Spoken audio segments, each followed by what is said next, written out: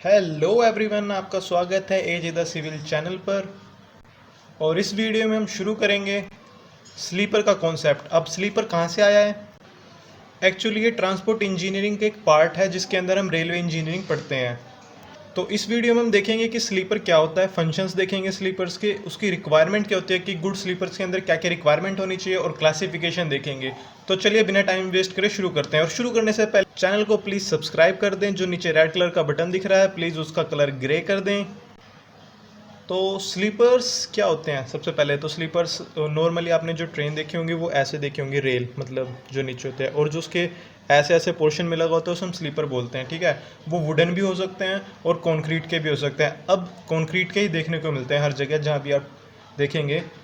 ठीक है, तो sleepers are the members generally laid transverse to the rail. अब इसका मतलब क्या है कि जो ट्रांसफर्स मेंबर होते हैं, एक होता है इस तरह डायरेक्शन, मतलब इस तरह जो रेल होती है, और इस डायरेक्शन को जो ऐसे डायरेक्शन होता है तो बोलते हैं transverse direction to the rail. जो रेल है हमारी उसके ट्रांसफर डायरेक्शन में जो मेंबर यूज होता है उसे हम स्लीपर बोलते हैं। On which the rails are supported, जिस पर रेल सपोर्ट होती है। अब रेल उसके ऊपर सपोर्ट होती है तो नीचे कंक्रीट का मेंबर होता है, एंड फिक्स्ड जो कि fixed to transfer the load from rail to the ballast and subgrade below. अब उनका काम क्या होता है स्लीपर्स का? स्लीपर का काम होता है कि जो ऊपर से लोड आ रहा है उसे नीचे जो बैलेस्ट है यानी कि जो पत्थर आप बोलते हैं उन्हें पास करना, और उसके नीचे जो फॉर्मेशन है सबग्रेड बोलते हैं जिसे, उससे पास कर देना बिल्कुल फैला के। अब हम देखेंगे द फंक्शन ऑफ स्लीपर्स क्या कहते हैं। तो पहला फंक्शन हमारा to hold the rail to the correct gauge. अब गेज क्या होता है? गेज आपको पता होगा, जैसे कि दो रेल है हमारी ऐसे, उनके बीच का जो डिस्टेंस होता है उसे गेज बोलते हैं। गेज क्यों ज़रूरी है? मान लो अगर ट्रेन मतलब जो रेल है वो ऐसे है और कहीं जगह थोड़ी सी ऐसे भी हो गई, तो लेकिन जो एक्सल है ट्रेन का या बुगीज़ का वो तो सेम रहेगा। तो क्या होगा कि ट्रेन डिरेल हो सकती है, मतलब नीचे उतर सकती है। तो उसका गेज को करेक्ट कर होल्ड करने के लिए ज़रूरी होता है स्लीपर्स को to hold the rails in the proper level or transverse tilt, level in turnouts, crossovers, and at 1 in 20 tilts in straight tracks, as so as to provide a firm and even support to the rail. अब इसका काम ये भी होता है कि slippers का जो जहाँ पर हम टर्न आउट होते हैं या क्रॉस ओवर होते हैं, तो आपको पता होगा कि एक रेल का जो पोजीशन है वो थोड़ा सा अप रखा जाता है। ठीक है, उसे हम सुपर एलिवेशन भी बोलते हैं। और नॉर्मली भी अगर स्ट्रेट स्ट्रेट की बात करें, स्ट्रेट ट्रैक्स जो हम नॉर्मली देखते हैं उसमें 1 in 20 का टिल्ट होता है। ठीक है, रेल्स के अंदर मतलब रेल्स ऐसी नहीं होती, थोड़ी सी झुकी हुई होती है 1 in 20 के टिल्ट पर, ताकि ट्रेन री रेल ना हो। तो उसे भी कंफर्म मतलब होल्ड करके रखता है पोजीशन पर, इवनली सपोर्ट करता है रेल को। थर्ड पॉइंट है to act an elastic medium in between the ballast and the rail to absorb the blows and vibration of moving load. तीसरा जो मेन इंपॉर्टेंट पॉइंट है कि ये एक इलास्टिक मीडियम का भी कायम करता है, मतलब कि हर चीज़ अगर हार्ड होगी तो वो ब्रिटल हो जाएगी नेचर में, वो टूट जाएगी अगर कुछ भी लोड आया या ब्लोज आए। तो वो उसे एब्जॉर्व करता है और उसकी वाइब्रेशन को भी नीचे पास ऑन कर देता है। ठीक है, फोर्थ है हमारा to distribute the load from the rail to the index area of the ballast underlying it और to the girder in the case of bridge. अब इस बात का मतलब ये है कि जो लोड डायरेक्टली उसके ऊपर आ रहा है तो इंडेक्स एरिया मतलब जो मतलब रेल का एरिया, मान लो जैसे ये रेल है तो इसका इंडेक्स एरिया यही हुआ जो उसका एरिया है, तो उसे ट्रांसफर करता है फैला के। ठीक है, अंडरलाइंग बैलेस्ट के ऊपर, और ब्रिजेस के केस में वो करता है पास स्टील के ऊपर। फिफ्थ पॉइंट हमारा to support the rail at the proper levels in the straight track and at proper super elevation of the curves. जो मैंने सुपर एलिवेशन की बात बताई थी वहाँ पर भी सपोर्ट करता है। तो मेनली ये 5 पॉइंट्स हैं जो आपको एग्जाम में लिखने होंगे जब आपसे फंक्शन ऑफ स्लीपर पूछा जाएगा। इसके बाद हम बात करेंगे रिक्वायरमेंट्स की कि गुड स्लीपर्स के अंदर क्या क्या रिक्वायरमेंट होते हैं गुड स्लीपर की।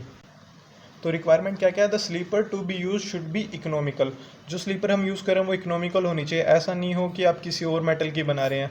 ठीक है, अगर स्टील की भी बना रहे हैं तो स्टील जो होगा वो थोड़ा लो क्वालिटी का होना चाहिए, ज़्यादा हाई क्वालिटी का नहीं होना चाहिए। और कॉन्क्रीट यूज़ कर रहे हैं तो कॉन्क्रीट की ग्रेडिंग ऐसी होनी चाहिए जो उसका बार बार मेंटेनेंस का कॉस्ट बचे। तो इकोनॉमिकल होनी चाहिए हर हालत में। Second, the fitting of the sleeper should be such that they can be easily adjusted during maintenance operation such as easy lifting, packing, removal and replacement। इस बात का मतलब यह है कि जो स्लीपर आप यूज़ कर रहे हैं वो इजीली एडजस्टेबल हो, ताकि मेंटेनेंस वर्क के अंदर उसे आराम से उठाया जा सके, पैकिंग की जा सके, रिमूव किया जा सके और रिप्लेस किया जा सके। ठीक है, तो ये जो बेसिक मेंटेनेंस ऑपरेशन है ये इजीली किए जा सके। थर्ड पॉइंट है the weight of the sleeper should not be too heavy और too light. That is should have moderate weight. इसका मतलब जो स्लीपर्स होंगे ना तो ज़्यादा हैवी होनी चाहिए, ना ज़्यादा लाइट होने चाहिए, बल्कि उनका मॉडरेट वेट होना चाहिए। फोर्थ पॉइंट है the design of the sleeper should be such that the gauge alignment of track and levels of the rails can be easily maintain. जो हमारे स्लीपर्स का जो डिज़ाइन है वो कुछ इस तरह होना चाहिए, वो इजीली आराम से गेज को, अलाइनमेंट ऑफ ट्रैक को और लेवल ऑफ रेल को इजीली मेंटेन रख सके। फिफ्थ पॉइंट है the bearing area of sleeper below the rail seat and the over the ballast should be enough to resist the crushing due to rail seat and crushing of ballast underneath the sleeper. मतलब जो bearing area है slippers के अंदर उसे भी maintain रखने के लिए, ताकि बैलेस्ट के अंदर क्रशिंग ना हो, यानी कि जो पत्थर यूज़ हम करते हैं वो क्रश ना हो। सिक्स्थ पॉइंट है the sleeper design and spacing should be such that so as to facilitate easy removal and replacement of ballast. वही वाली बात है, दोबारा घुमा फिरा के कहा है, डिज़ाइन जो है और स्पेसिंग है जो स्लीपर्स की वो ऐसी होनी चाहिए तो उन्हें ईजिली रिमूव और रिप्लेस किया जा सके बैलेस्ट के साथ। सेवंथ पॉइंट है the sleeper should be capable of resisting shocks vibration due to passage of heavy loads of high speed trains. High speed trains के अंदर जो लोड्स होते हैं उन्हें रजिस्ट करने के लिए जो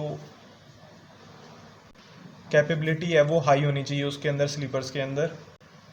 eight point the design of the sleeper should be such that they are not damage during packing process. अब उसका डिज़ाइन भी कुछ ऐसा होना चाहिए जो पैकिंग प्रोसेस के दौरान वो क्रश ना हो, डैमेज ना हो, ठीक है, कुछ डिज़ाइन तो ऐसा भी होना चाहिए। The insulation of the rail should be possible for track circuiting if required through sleepers. Track circuiting के लिए इंसुलेशन ऑफ रेल भी इजीली हो जाए स्लीपर्स, इसलिए भी ज़रूरत होती है। An ideal sleeper should have an anti sabotage and anti theft quality. Anti sabotage का मतलब ना दबने वाला, और एंटी थेफ्ट मतलब चोरी भी ना हो। कुछ ऐसी क्वालिटी होनी चाहिए उसके अंदर जो वो चोरी भी ना हो और ना दबे, मतलब कि कंक्रीट का अगर यूज़ करेंगे तो कंक्रीट को जल्दी इजीली कोई चोरी भी नहीं करेगा और उसको दबेगा भी नहीं, ऐसी क्वालिटी। अब हम बात करेंगे तीसरे पॉइंट की या चौथे पॉइंट की, क्लासिफिकेशंस की। क्लासिफिकेशन में आप जैसे देख रहे हैं कि 3 पार्ट होते हैं, 3 तरह के स्लीपर्स होते हैं, वुडन स्लीपर्स, मेटल स्लीपर्स और कंक्रीट स्लीपर्स, ठीक है। वुडन स्लीपर्स की लाइफ कम होती है, उससे ज़्यादा मेटल स्लीपर्स की होती है और सबसे ज़्यादा कंक्रीट की होती है, ठीक है। तो वुडन के जो होते हैं वो हार्डवुड के होते हैं, ज़्यादातर साल या टीक के। सॉफ्टवुड के भी हो सकते हैं, चीर या देवदार पेड़ के। उसके बाद मेटल जो स्लीपर्स होते हैं वो कास्ट आयरन स्लीपर्स होते हैं और स्टील स्लीपर्स। अब कास्ट आयरन बनने यूज़ हो गए हैं, अब स्टील स्लीपर्स यूज़ होते हैं, वो भी ब्रिजेस के अंदर। कॉन्क्रीट स्लीपर्स जो होते हैं वो ऐसे होते हैं कि पहले जो यूज़ होते हैं वो रेनफोर्स्ड कॉन्क्रीट स्लीपर होते थे, लेकिन अब pre stress concrete sleepers use होते हैं। तो 3 पार्ट हैं और तीनों के 2-2 पार्ट हैं, ठीक है। तो इस वीडियो में इतना ही।